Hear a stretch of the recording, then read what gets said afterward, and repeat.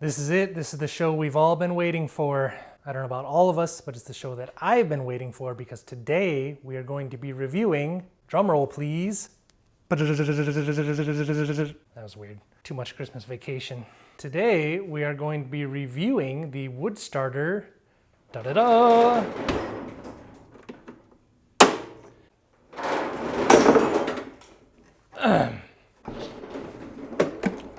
the Woodstarter TP10K Pro Thickness Planer. This did not go the way that I was intending. I planned on this being much smoother. Silly theatrics aside, today we're going to be reviewing the Woodstarter TP10K Thickness Planer. As is tradition, we will dispense with the unboxing. Taking things out of a cardboard box is incredibly boring. Came with styrofoam, came well packaged, it was mostly assembled. Just needed to attach the knob here, as well as the optional dust port collector on the back, which you can hook your vacuum up to, or your dust collector if you have one. As I was saying, it otherwise comes fully assembled. It also includes the Allen wrench to do any of the adjustments, to attach the depth adjustment knob. I think the dust port collection. Yes, and the dust port collection, as well as a user manual, which tells you everything you need to know about this thickness planer. Also, as with all of my other videos, all two of them, I will say that Woodstarter did send me this thickness planer for free.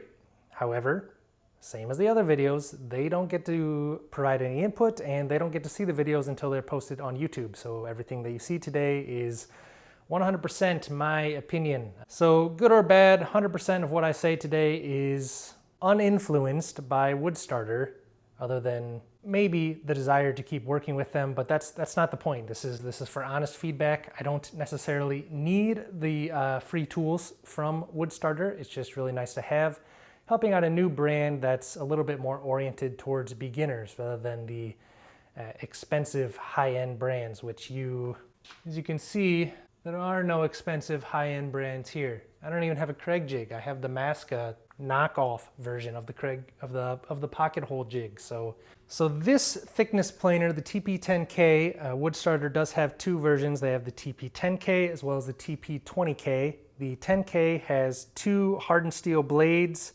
and goes up to 10,000 RPM, rotations per minute. As a beginner, I'm not exactly sure what that means. I know that their other premium version has 3 blades and has 20,000 rotations per minute, 20,000 RPM. I really don't know what the difference is. My best theory is that the higher RPMs is for a smoother cut, but as I am in a garage, I'm not making fine furniture out of mahogany or some other fancy wood. That option is out there if you think that you need it. Woodstarter does have the TP20K, an upgrade from this TP10K. Some of the specs here that you can see on the panel of the planer itself. The power, 120 volts standard in the US. As I mentioned, the speed, 10,000 RPM. As I mentioned, the TP20K goes up to 20,000 RPM. Sensical model naming on their part. I think a little bit more importantly is the width. So this can handle boards from 0 to 13 inches in here, which is nice. It could fit up to a 1x12 if you're using some big box store lumber, which I'll probably do for the first couple things. The planing thickness, up to 6 inches down to 1/4 of an inch, so quite a wide variety. We'll just rotate it a little bit here, give you an action shot. The knob, it tells you which direction you're going when you spin it, so this way is going to lower the planer heads and this way is going to bring them up. So as you're doing it, you're obviously going to go down as you're taking more material away. Pretty smooth rotation to raise and lower the planer head. A little bit harder bringing it up, but a little bit of lubrication should do the trick there. Also a nice gauge here so you can see what thickness you're at in both centimeters and inches. You can see as I raise it, the red marker goes up. What a coincidence. So I figured out this handy little guide here, the 1/16 and the 1/32 inch. For each half turn of the depth adjustment knob, it's going to raise or lower it 1/32 of an inch, and if you bring it all the way around, that'll be 1/16 of an inch. So if I do this a few more times, 2/16, 3/16, 5/16, and half. So if we started at 3, this should now be at 2.5. No, we started at 4. Yeah, we started at 4 and we spun it around 8 times, which brings us down to 3.5 inches, give or take. Maybe I wasn't completely on. Okay, I've rambled on about this enough. I think you get the idea that it has these handy marking gauges for each time you rotate the depth adjustment knob. It raises or lowers it by 1/16 if you rotate it all the way around, or 1/32 of an inch if you only rotate it halfway. A little loose.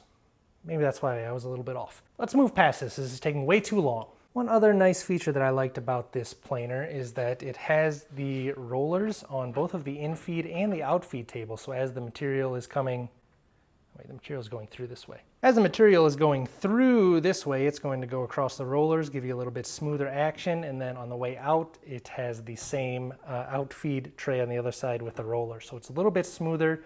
You might need an outfeed table if you have much longer pieces going through there, but for shorter pieces, like say 2-3 feet, then you should be good with just using these rollers on the infeed and the outfeed table. Okay, I'll admit that was kind of boring. Features, benefits, blah, blah, blah, blah, blah. Who cares? You know, if you're watching this, you probably know how a planer works. So let's just get to the meat and potatoes of this video, and let's actually send a board through this and see how it performs. Got to mention that if you are a beginner like me, you probably don't have a planer table yet. So it comes with these nice handles so that you can lift it up off the floor, the shelf, or wherever you have it stored. And then you can move it when you are ready to use it. But a downside of not having a planer table means that this is not very secure, so I'm just gonna quickly screw it into place just so it's not completely sliding over my garage floor. Kind of toenail it in. It'll be fine.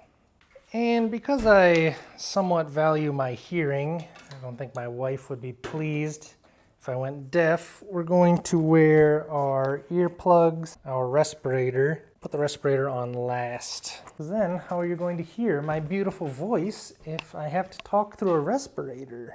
If you watch the jointer video, you will recognize this little piece of scrap 2x4 as the one that I had previously jointed. To get the whole process of preparing a piece of stock, we're going to continue using this scrap 2x4 in the planer today. So this is the jointed face side. So this was the unjointed side. You can still see the print markings from the lumber manufacturer, and some glue and paint, and hopefully no nails, but we'll cross that bridge when we come to it. There's also a little knot here on the end, so it'll be interesting to see how the planer responds to that. So let's just color on it a little bit. There we go. Safety first. We're going to use the glasses as safety goggles because we'll be fine. Green means go.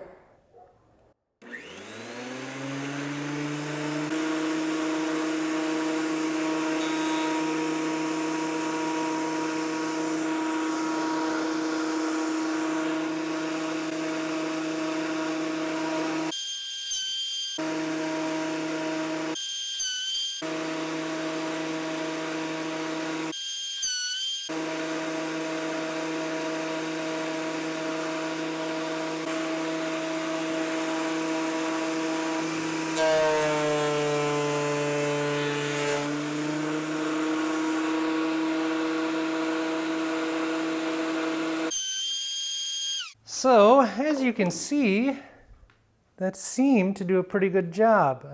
This was the jointed side, so this is the side that we planed.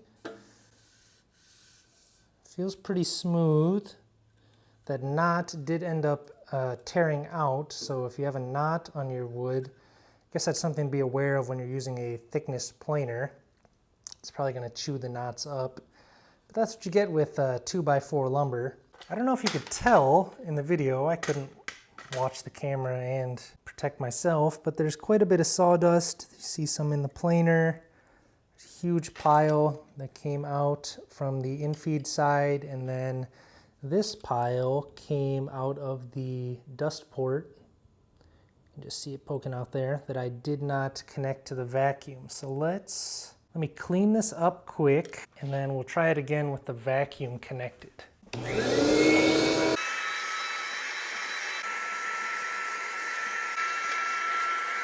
So now that that's mostly cleaned up, we're going to connect the vacuum to the router here. My Craftsman shop vac just fits in there.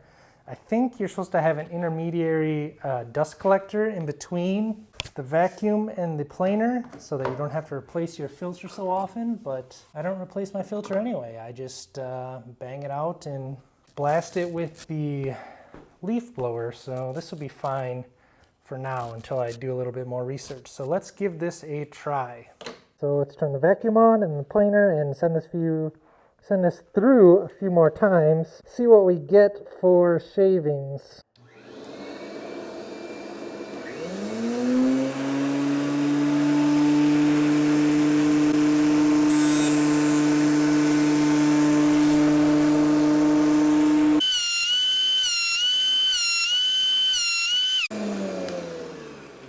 So as you can see, comparatively speaking, no more big pile of shavings coming from the in-feed side. The shavings are gone from the out-feed side because it was connected to the vacuum. We did get a little bit coming out through the bed of the planer, but nothing too crazy. I wouldn't be too disappointed with that kind of shaving output. I would say all in all, with the shop vac connected to the thickness planer, that it does a pretty good job of collecting all the shavings. So that's a plus for me, A+. Well, my camera died or something during my outro, so I have no idea where I started and left off, so I'm just gonna have to do this whole thing over again, which is gonna make it sound a little bit less authentic because I'm kind of repeating myself, but anyway, what's the verdict here? As a beginner, someone who's wanted a planer for a long time, I think that the Woodstarter TP10K is a pretty good option. It may not be, the top of the line planer. It's definitely not the bottom of the barrel planer either. So I don't have too much experience with a wide variety of planers. There's not companies not blasting down my email account trying to send me free stuff. I mean, I'm only just working with Woodstarter. But overall, as a beginner who's starting to get a little bit more into woodworking, needs a planer for something a little bit more advanced than just slapping things together with 2x4s and dimensional lumber, 1x from Home Depot, pocket hole, jig, everything. As someone who wants to get a little bit more advanced, a little bit more precise in the woodworking, I think this is going to be a great addition to my little shop here. The in-feed, out-feed table, although I haven't used anything too long on it, I can see how this is going to be pretty convenient. I think the user manual said anything over 33 inches, so almost 3 feet, they recommend that you have a dedicated out-feed table, but for anything below that, the in-feed and out-feed with the rollers should be more than sufficient to help get that lumber through the head of the planer. Make sure it's unplugged before I stick my hand in there. It's unplugged, we're good. I like the depth adjustment knob with each half rotation being 1/32 of an inch, each full rotation being 1/16 of an inch. That's pretty convenient, and it does have the ruler for reference. You can check at what thickness you need your final board to be at. So I'll leave you with this. In my humble, honest beginner's opinion, this is a great product to get started.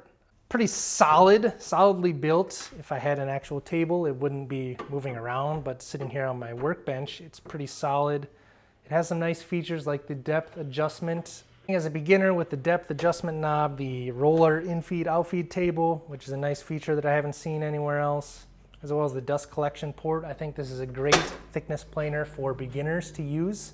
Let me put it this way. For my needs as a beginner who's just making stuff for my house, I'm not starting a business out of this thing. I just like building stuff out of wood. Also, as just a tiny little side note, I like the color scheme with this navy blue and this beige. It's a little bit more neutral, which is my style. You can tell by my black t-shirt and other various plain colored t-shirts you may have seen me wearing. Gray, green, blue, I don't remember. Anyway, I really like the color scheme. It has nothing to do with performance, but just kind of looks nice sitting here on my workbench. I think as I fill out my shop a little bit more, this is going to become one of my favorite tools for prepping lumber to use in my projects. Just as a final note, because this has been a long video, I didn't prepare a script or notes or anything. I'm kind of just going off the cuff here. Woodstarter did send me this product for free. Let's just get that out of the way. FTC, lawyer, whoever's watching, cyber sleuths, Woodstarter did send me this product for free. However, they didn't tell me what to say in the video. They don't get to see the video until it's posted on YouTube, so it's just as much a surprise to them as it is to you if you're watching this. So while they did send me the product for free, and I would like to keep working with Woodstarter on more beginner woodworking tools, everything that you've seen in this video, good or bad, I don't think I've said anything bad about it. Let me think. Is there anything bad about this? Okay. Seriously, I'm gonna wrap this up. My camera keeps shutting on and off. There's battery left. I have no idea what's wrong. It's very irritating. So Woodstarter TP10K, good planer. For beginners, good. No major complaints. Knob is a little bit loose, doesn't really matter. Depth adjustment knob, good. Rollers on the in-feed and out-feed table, good. Dust collection on the back, very good. 2 thumbs up. If you want to get it, head over to www.woodstarter.com, or you can check it out on Amazon. I'll put links to both below. In the meantime, I know I said I wasn't going to say it, so I'm not going to. Until next time.